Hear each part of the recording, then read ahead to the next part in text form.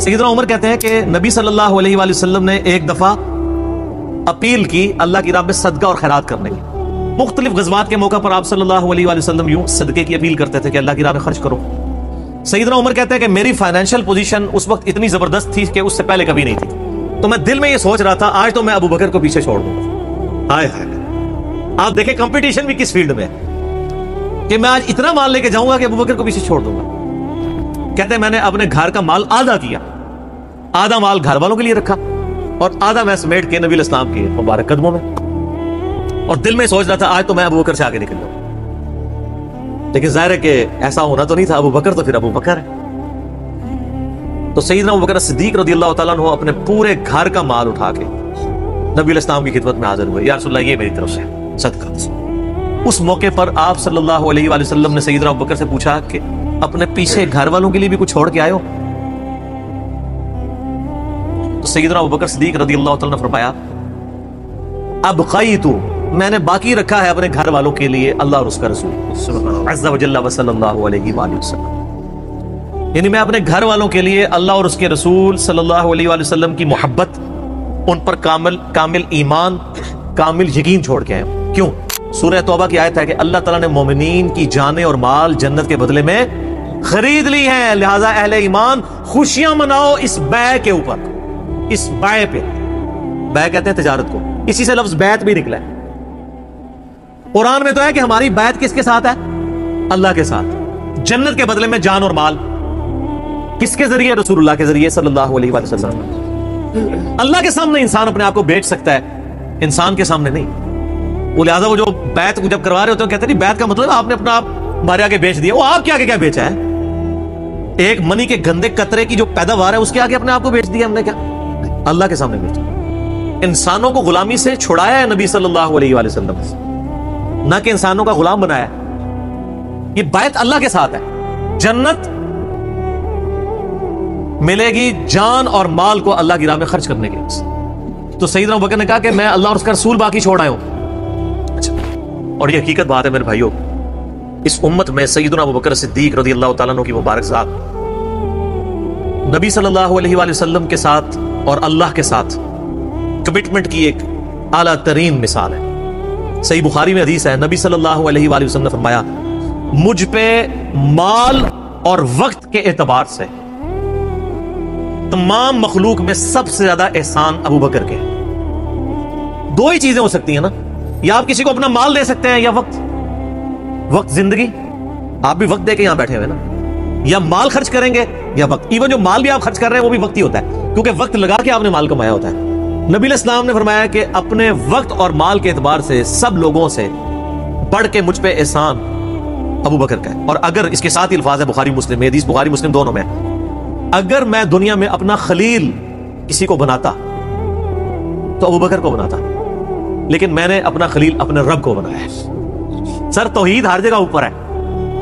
ان صلاتی و نسکی و محیایا و مماتی للہ رب العالمین، بے شک میری نماز، میری قربانی، میرا جینا، میرا مرنا سب اللہ کے لیے. البتہ ابو بکر میرے دین کے اعتبار سے اور مودت کے اعتبار سے میرے دوست ہیں، میرے بھائی، لیکن خلیل اللہ ہے. موسن ایک استعمال کیا ہے نہیں، احسان کی احسان ہی ہوگا نا، موسن ہی ہوگا نا، احسان والا.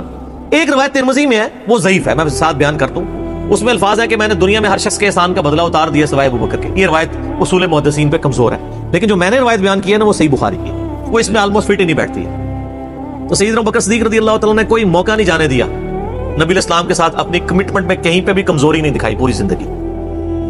آپ کو پتہ ہے صحیح بخاری میں موجود ہے، عروہ ابن زبیر حضرت ابو بکر کا نواسہ کہتا ہے کہ میں نے عبداللہ بن عمرو بن عاص سے پوچھا کہ نبی علیہ السلام پہ جو کافروں نے مصیبتیں ڈھائی تھی ان میں سے کوئی مشکل وقت ہمیں بتائیں. احد کا وقت تو سب کو پتہ ہے. تو انہوں نے کہا مجھے وہ وقت یاد ہے کہ مکے کا دور تھا، تو عقبہ ابن ابی معیط جس نے ایک دفعہ نبی علیہ السلام کے، صحیح بخاری مسلم میں آتا ہے کہ کندھے پہ اوجڑی لا کے اونٹ کی رکھ دی تھی، پھر سیدہ فاطمہ آئی، انہوں نے ہٹائی. اس نے نبی علیہ السلام کے گردن میں ایک دفعہ چادر ڈالی، صحیح بخاری میں آتا ہے، اور اتنی زور سے کھینچی، گلا دبایا، قریب تھا کہ آپ کی مبارک آنکھیں باہر نکلا تھا. تو اتنے میں سیدنا ابو بکر صدیق وہاں آئے اور انہوں نے اس کو مار کے ہٹایا، اور قرآن کی آیت پڑھی، کیا تم ایک شخص کو صرف اس لیے مار دینا چاہتے ہو کہ وہ کہتا ہے کہ میرا رب اللہ ہے؟ اور پھر اس کے بعد جو حضرت بکر کی پٹائی ہوئی وہ الگ چیز ہے، لیکن وہ اس لیول کے اوپر اپنی جان نثار کرنے کے لیے تیار ہو جاتے تھے۔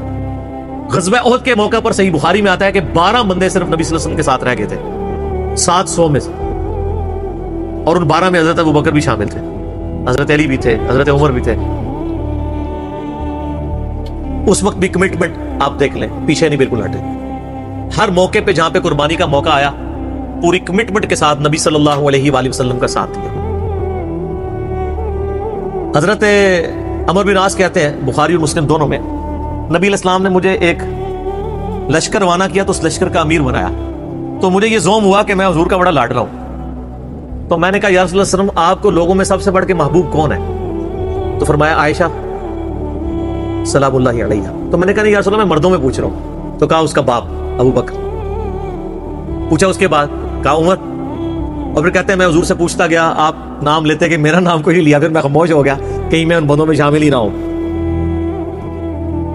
صحیح بخاری میں آتا ہے عبداللہ بن عمر رضی اللہ تعالیٰ عنہما کہتے ہیں کہ ہم نبی علیہ السلام کی موجودگی میں یہ کہا کرتے تھے کہ رسول اللہ صلی اللہ علیہ وآلہ وسلم کے بعد سب سے افضل ابو بکر ہیں، اور پھر عمر ہے، اور پھر عثمان ہے، اور اس کے بعد ہم صحابہ میں تفریق نہیں کیا کرتے تھے کہ کون کس سے اوپر ہے، ان تینوں کے بعد۔ لیکن یہاں پہ میں ایک ٹیکنیکل مسئلہ آپ کو بتا دوں کہ جب کبھی بھی صحابہ میں فضیلت کی بات ہو رہی ہوتی ہے نا تو وہ ایکسکلوڈنگ اہل بیت ہوتا ہے، کیونکہ صحابہ کرام بھی اہل بیت کو ایک الگ سے آئیڈینٹی تصور کرتے تھے، اور محدثین بھی۔